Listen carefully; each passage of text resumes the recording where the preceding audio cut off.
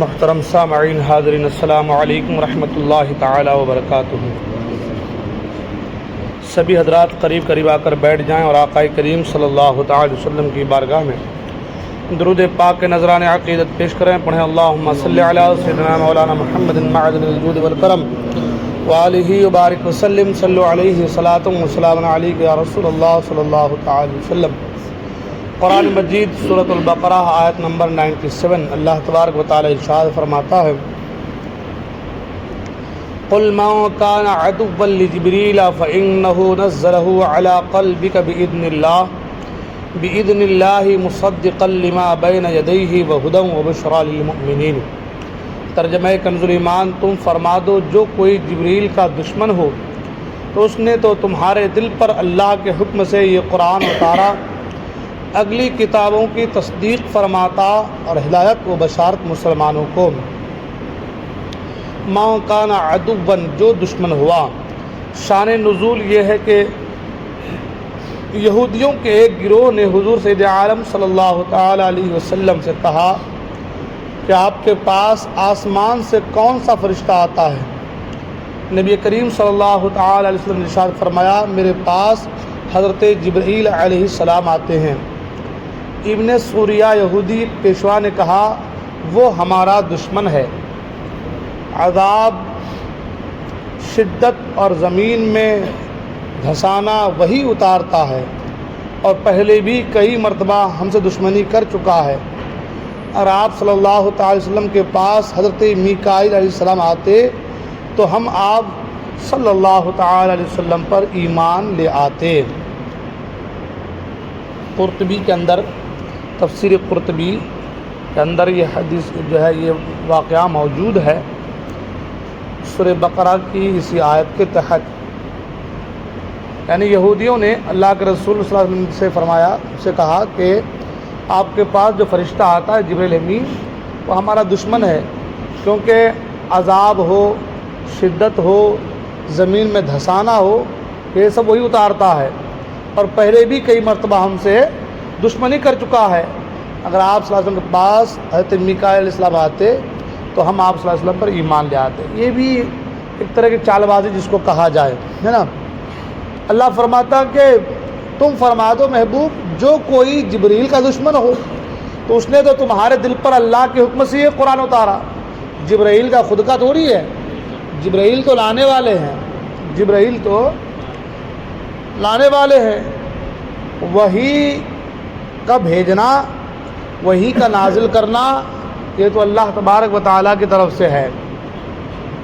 اب یہ یہودی جو ہے وہ حضرت جبرائیل امین کے دشمن ہو گئے، اور کہا کہ اگر میکائیل السلام جو ہے وہ آپ کے پاس آتے تو ہم آپ پر ایمان لے کر کے آتے۔ یہ بھی ایک طرح کی چال بازی ہے۔ یہودیوں کی یہ بات سراسر جہالت ہے، کیونکہ حضرت جبرائیل علیہ السلام جو چیز بھی لائے وہ اللہ تعالیٰ کے حکم سے تھی، تو حقیقت میں یہ اللہ تعالیٰ سے دشمنی تھی۔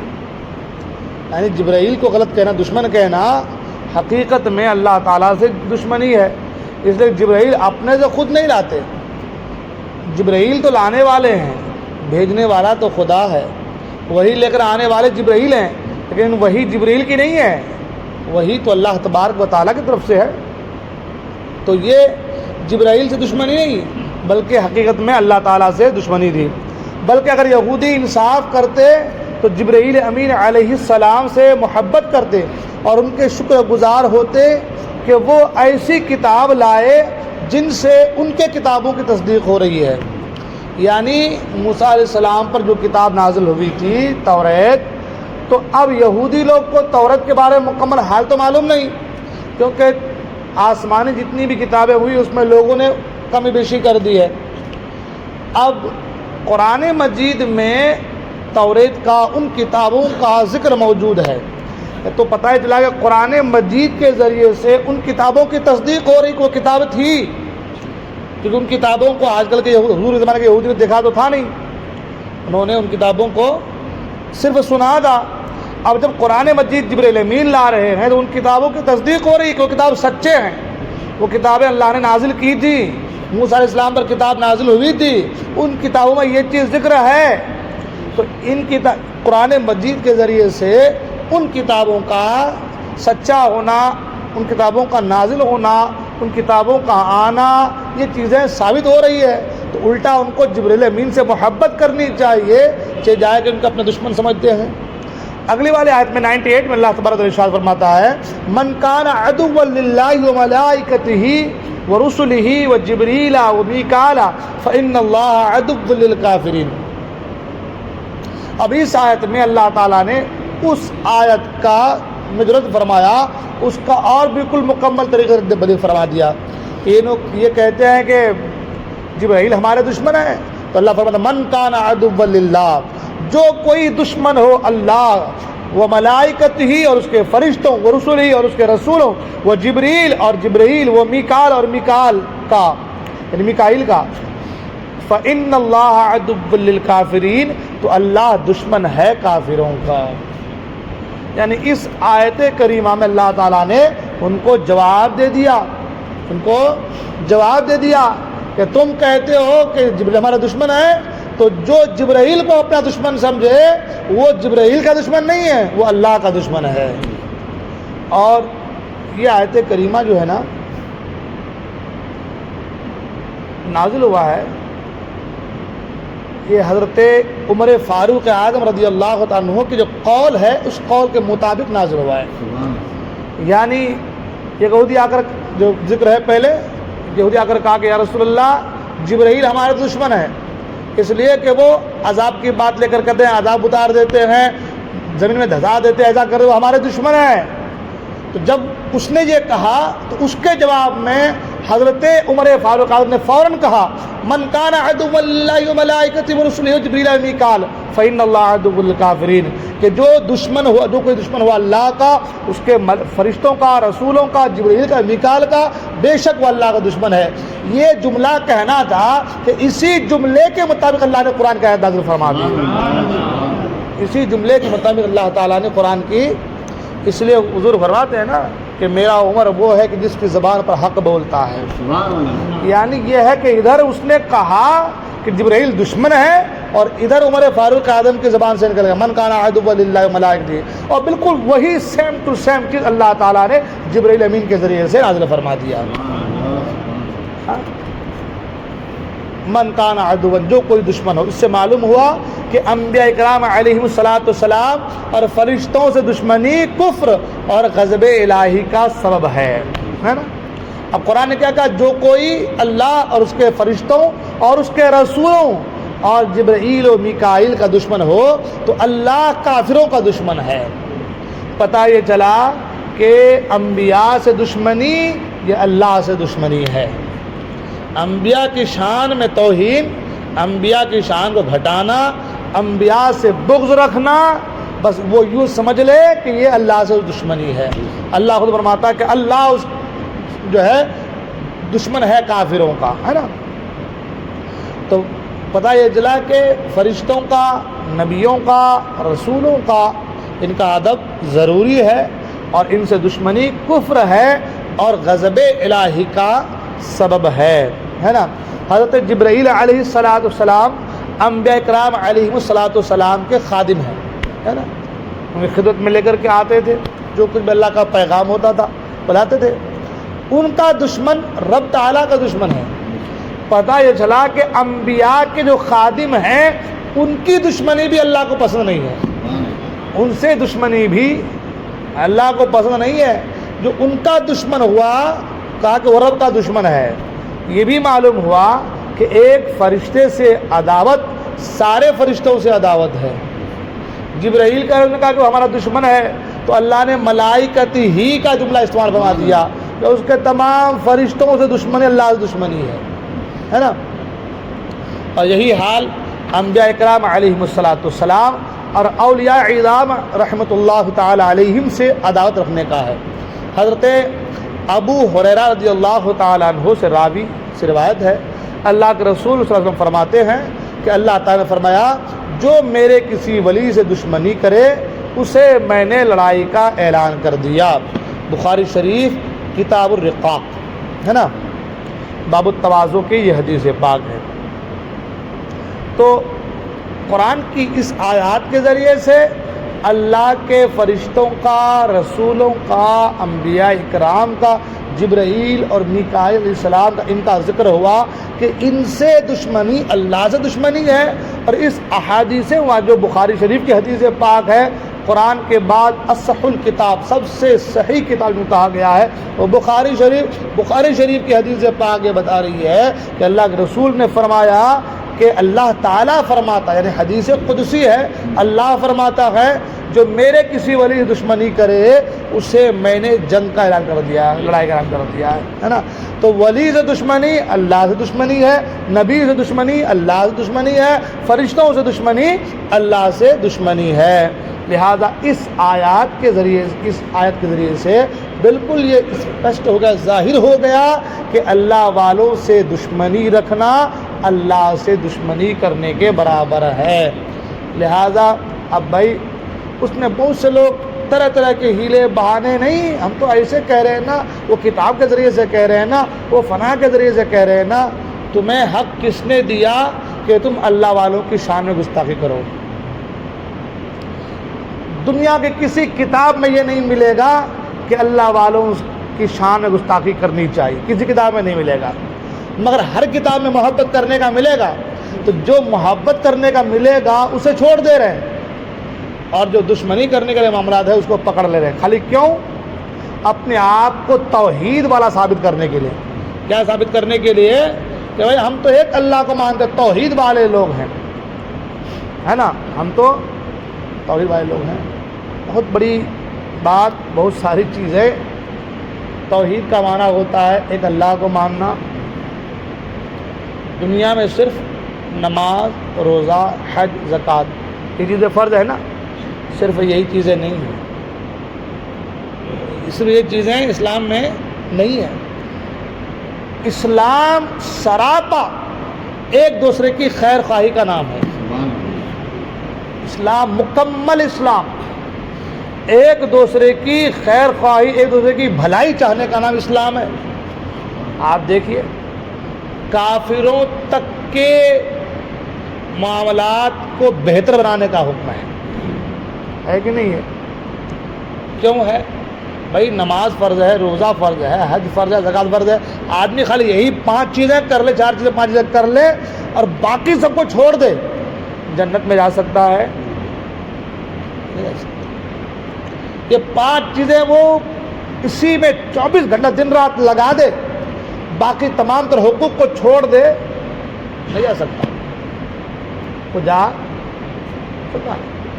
اگر نماز، روزہ، حج و زکوٰۃ سب ہی ہوتا تو پھر یہ حکم نہیں ہوتا کہ اگر نماز میں کھڑے ہو اور تمہاری ماں تمہیں بلائے تو نماز توڑ کے پہلے ماں کی بات سنو۔ یہ پھر یہ نہیں ہوتا، پھر یہ نہیں ہوتا نا۔ پھر کیا ہوتا؟ نہیں، پہلے نماز ہے، ماں باپ کو چھوڑ دو، پھر یہ ہوتا۔ اگر کوئی نماز کو چھوڑ کے ماں کی بات کو سنا تو نماز بھی جائے گی، جہنم میں بھی جائے گا، پھر یہ ہوتا۔ اس سے پتہ یہ چلا خالی نماز، روزہ، حج، زکوٰۃ یہی سب کچھ نہیں ہے، یہ چیزیں فرض ہیں، لیکن ان کے ساتھ ساتھ دین کے اور بھی بہت سارے تقاضے ہیں۔ راستے سے پتھر کو ہٹا دینا صدقہ ہے، کانٹے کو ہٹا دینا صدقہ ہے، کانٹا چبھ جائے تو گناہ جھڑتے ہیں، کسی کو محبت سے دیکھ لینا صدقہ ہے، مسکرا دینا صدقہ ہے۔ کیا کیا چیزیں ہیں بھائی۔ تو اسلام کو یہ جو توحید کا جو درس دیتے ہیں اور توحید کے نام پر جو بھونکتے ہیں، ان کو لگتا ہے صرف یہی چیزیں اور کچھ ہے نہیں، صرف یہی چیزیں اور کچھ، بس یہ لگتا ہے، اور سوچتے ہیں کہ ہم پار ہو جائیں گے۔ اللہ کے رسول صلی اللہ علیہ وسلم نے نماز کی جہاں تعلیم دی ہے وہاں یہ بھی تعلیم دی ہے کہ پڑوسی کا تمہارے اوپر حق ہے۔ اور کتنا فرمایا کہ ادھر 40 مکان، ادھر 40 مکان، ادھر 40 مکان، ادھر 40 مکان، یہ تمہارے پڑوسی ہیں۔ یہ تمہارے پڑوسی ہیں، ان کا تم پر حق ہے۔ اور حضور نے فرمایا کہ اگر پڑوسی کا حق ادا نہ کرے وہ جہنم میں جائے۔ تو جنت نماز، روزہ، حج و زکوٰۃ کے ذریعے سے مل رہی ہے، مگر حضور فرماتے ہیں کہ وہ اگر پڑوسی کا حق ادا نہ کرے جہنم میں جائے گا۔ پھر کیا مانا دین وہ ہے کہ یہ ہے؟ دین کیا ہے؟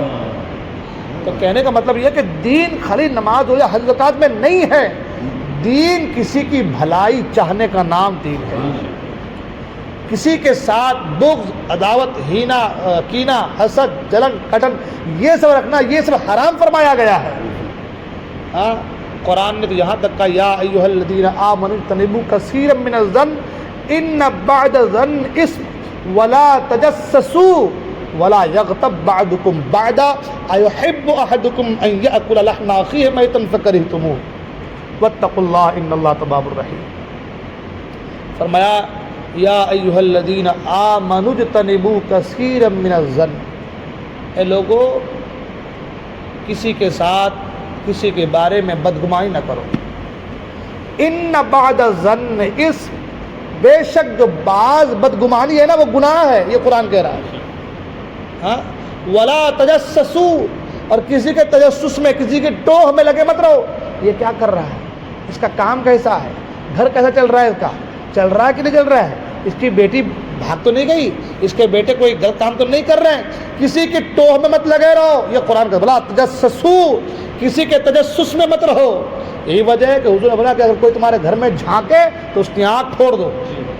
اس کی آنکھ کو پھوڑنے کا حکم ہے، جو گھر میں جھانک کر کے دیکھے یہ منع ہے. کسی کے گھر کے حالات سن کر کے دیکھ کر کے کسی کو جا کے بولنا یہ بہت بڑا جرم ہے، گناہ ہے. اب قرآن کہتا ہے کسی کے تجسس میں ٹوہ میں مت رہو، لگے مت رہو کسی کے پیچھے وہ کیا کر رہا ہے، اس کے معاملات کیا ہے، اس کے کرم کیا ہے، کسی کے پیچھے مت لگو.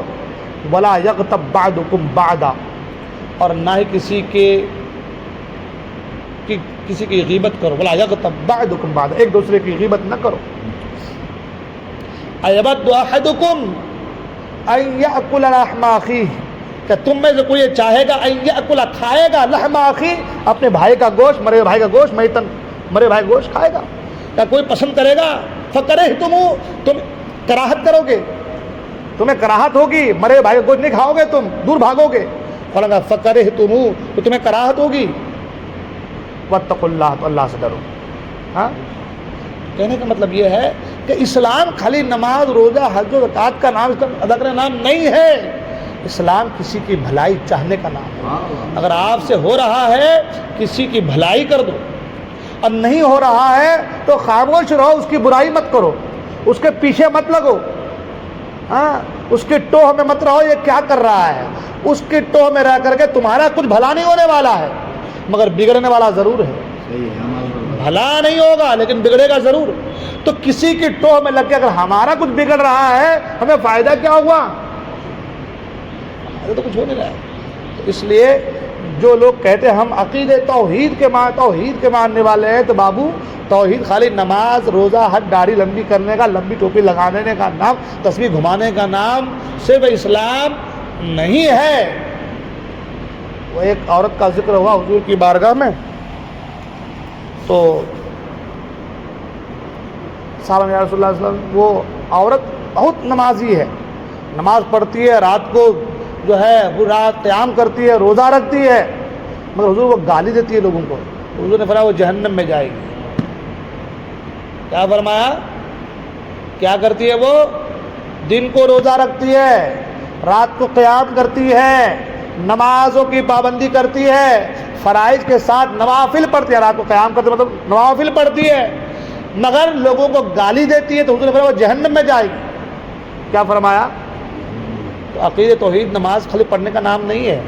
پھر ایک دوسرے اور کا ذکر ہوا، یار وہ اتنا نماز تو نہیں پڑھتی، رات کو قیام کی مطلب فرائض کو ادا کرتی ہے، فرائض ادا کرتی ہے، اور روزہ کبھی کبھار رمضان میں رکھ لیتی ہے، رات کو قیام نہیں کرتی، رات کو نفلیں نہیں پڑھتی، مگر رسول اللہ وہ کسی کو تکلیف نہیں دیتی. حضور فرماتے وہ جنت میں جائے گی. حضور فرماتے کہ وہ، تو پتہ یہ چلا کہ دین خالی نماز، روزہ، حج و زکوٰۃ کا نام نہیں ہے، ایک دوسرے کی بھلائی چاہنے کا نام دین ہے. یہ جمعہ کیوں ہے؟ جمعہ جو ہے جماعت سے ہے. جمعہ کس سے ہے؟